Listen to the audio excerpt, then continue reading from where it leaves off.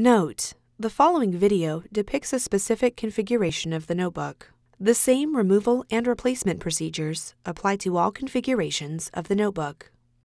Before you begin, remove the top cover, solid-state drive if installed, system board, display panel assembly, and display panel.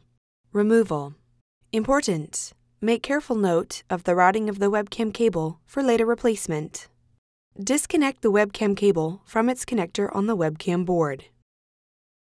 Using a non-metallic flat-bladed tool, carefully remove the webcam board from the adhesive and alignment pins that secure it to the display enclosure. Place the webcam board in a static-dissipative bag. Replacement. Remove the webcam board from the static-dissipative bag.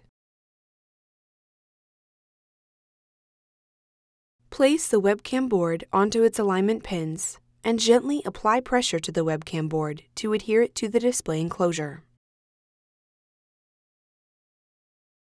Connect the webcam cable into its connector on the webcam board.